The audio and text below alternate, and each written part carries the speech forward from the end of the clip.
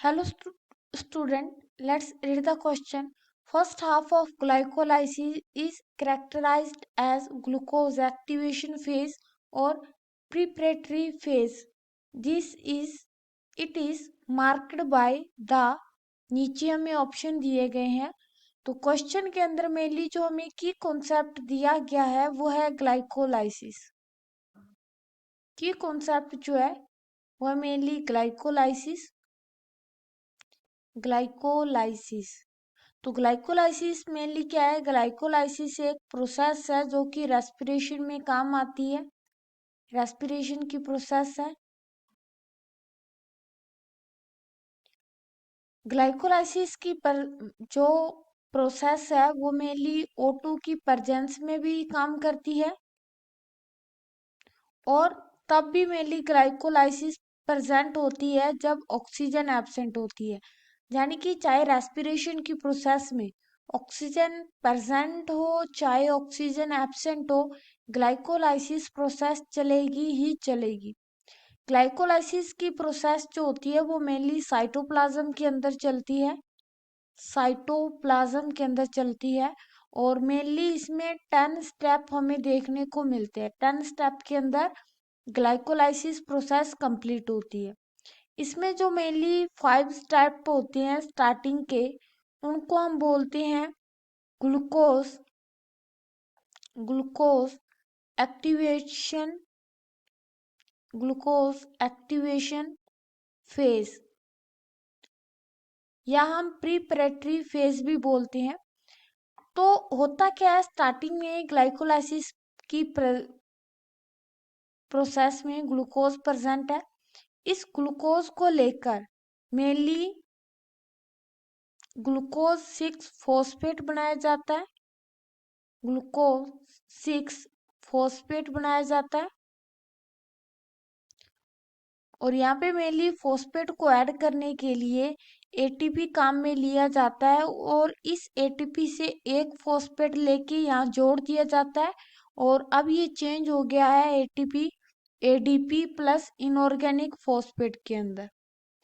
और यहाँ पे मेनली जो एंजाइम काम करता है वो है हेक्सोकाइनेज। हेक्सोकाइनेज उसके बाद ग्लूकोज 6 फॉस्फेट को चेंज किया जाता है फ्रैक्टोज 6 फॉस्फेट में। उसके बाद में फ्रैक्टोज 6 फॉस्फेट पर आगे चलकर एक फॉस्फेट को और ऐड किया जाता है और उसके लिए भी एटीपी को काम में लिया जाता है।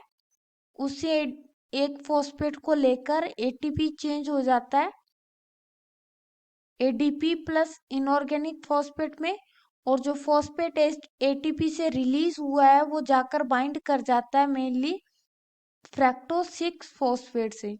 अब ये फ्रैक्टोज 6 फॉस्फेट चेंज हो जाता है फ्रैक्टोज फ्रैक्टोज 1,6 बिस फॉस्फेट में। अब फ्रैक्टोज 1,6 बिस फॉस्फेट आगे चल के दो कंपाउंड में ब्रेक डाउन होता है। पहला जो कंपाउंड है उसका नाम है glyceraldehyde 3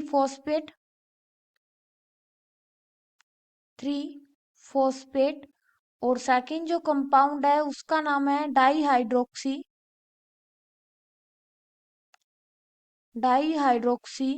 acetone phosphate.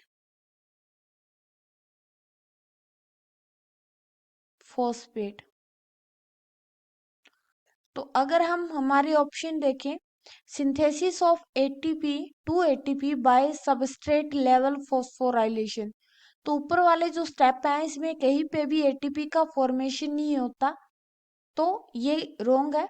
Second, phosphorylation of glucose molecule in the presence of hexokinase and Mg+2, ये करेक्ट है क्योंकि यहाँ पे हेक्सोकाइनेज की प्रेजेंस में एटीपी का ब्रेकडाउन होता है और जो फॉस्फेट है वो ग्लूकोज के साथ में ऐड होके ग्लूकोज 6 फॉस्फेट बनाती है और यहाँ पे मेनली Mg+2 आयंस भी काम करती हैं।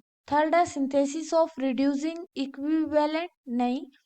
Presence of one dehydrogenation step, no. Correct answer is B. Hope you understand it well.